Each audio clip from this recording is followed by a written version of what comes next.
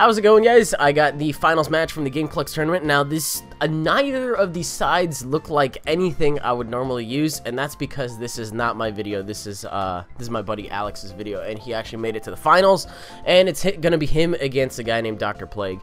And it turns out that DrPlague basically not hacked. Those are two completely different things. I'm not calling him a hacker. He hacked his way to the finals game. And honestly, like, there was a lot of hacks. I can count the number of crits that happened on the way up there almost on 3 hands. I got crit 9 times and missed 5 moves. Against that kind of ridiculous luck, all you can do is just put down your DS and say, better luck next month, because what the shit. Okay, but it was double elimination. My first game I got crit 5 times in a row, but that's a different story for a different time. So that's gonna explain why I have this match going on. It's like, it's the finals. I figured I'd fill you guys in on what's going on there. It's a really short one, but when it's the best one out of the tournament, it's just like, man, what the fuck happened this month? What the shit happened? Okay. So, Alex had a lead Mamo going on, which I think is the Pokemon I'm going to end up giving out at next month. That's a thing that I do. I take one of the winner's Pokemon, and I just salve it, and then just make a bunch of clones of it, and then I just give it out next month. It's super fun. So, the one thing I learned, though, is that this Tech Loom is really well placed, or he just finds the most excellent times to bring it in, because holy shit, this Tech Loom did so much work for him. I am just in complete awe at how much work it did for him. But he puts the Ferrothorn to sleep. I was honestly kind of surprised that the Ferrothorn stayed in the first place, because Ferrothorn is not really going to be doing too much to a Breloom in the first place, except for maybe T-waving it. Now right here I was a little disappointed though, just because I think he goes for another Sword Stance, which, you know, that's fine. That's good. I honestly would have done that in that scenario. But right here, he actually stays in and he tries to take it out with a +4 Mach Punch. Now, I know because he's not running Life Orb, he's actually running Lumberry, that it's not going to be able to knock out. It just lacks the little bit of extra oomph to be able to knock it out. And you guys know how fucking Scarf Mance works. You go in, you hit Outrage, and then you win. That's basically how it works. So he lost his Tech Loom pretty early here, but against a Ferrocent Core earlier, I was watching his match because we were kind of streaming the tournament as well. It destroyed the team. That thing did so good, but not really against this. Or not really against Immense, just because +4 Mach Punch without Life Orb will not take out Immense after Stealth Rocks. It's a little disappointing.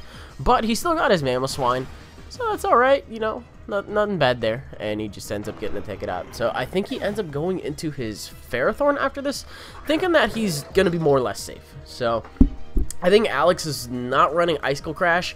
He's running Ice Shard and Superpower, and Earthquake and Stealth Rocks. I think that's a set, so it's an Endeavorless lead set, but I guess it kind of works out okay. But he's going to go for Superpower right here. And the Ferrothorn's still asleep, so I see no reason not to go for an Earthquake or another Superpower if he really wants to.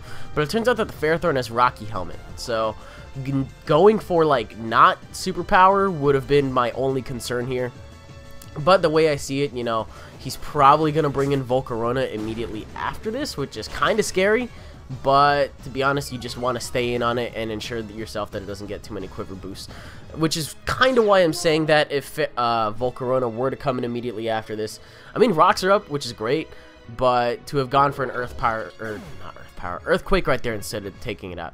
He goes Necrodon? What the fuck? Okay. So I guess he expects to be able to sub and DD, because spoilers, this is the event Pokemon I gave out like 2 months ago. Everybody voted, hey, you know what? We want a water type and we want a dark type. So I was like, let's give you a water dark type, and you either want Sharpedo or Crawdon. I was like, we want Crawdon, even though it's not really that magnificent.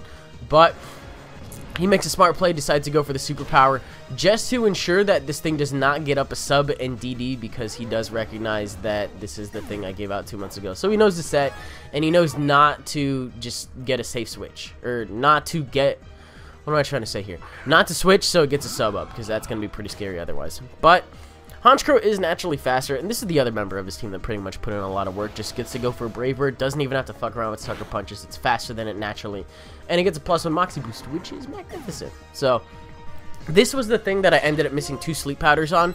I knew that it had sub, but I did not think he would go for it. I had my Venusaur versus the thing, so I was like, alright, I'm going to go for Sleep Powder as he tries to go for the Sucker Punch to knock me out.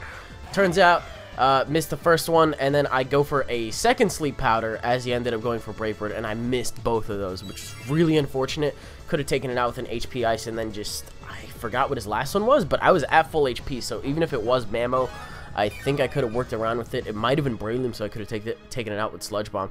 That thing was the only thing stopping me from victory, but just 2 sleep powder misses, man. That attack can be pretty brutal. But he goes for a really pointless protect right there.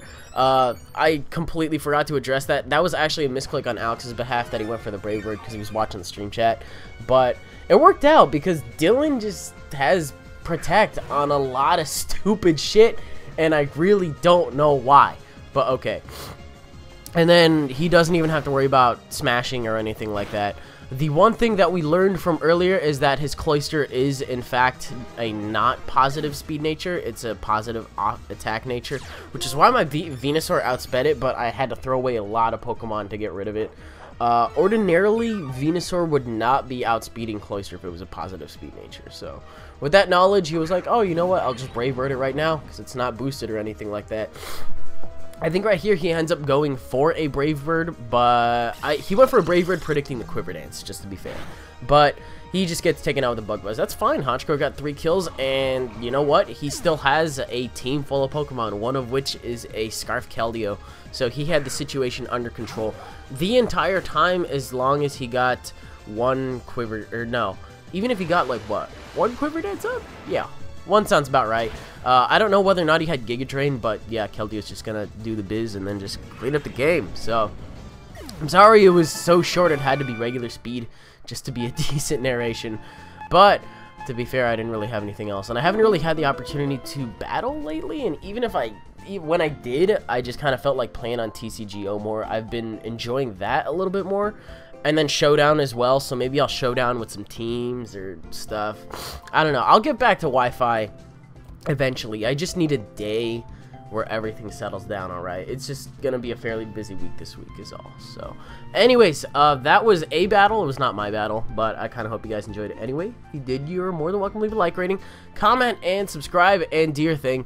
And that should do it for me out of today. I'll see if I can get some more battles for the rest of the week. Otherwise, it's just gonna end up being Showdown, I guess. So TCGO is definitely gonna be a thing later in the week. I've just been bouncing deck ideas around my head like crazy. Spyro's gonna be a thing tonight. Caught up on episodes on that. It's good to be back with the computer. Got everything rendered and all ready to go and stuff. So schedule should proceed as normal, and I'll see you guys later. Goodbye.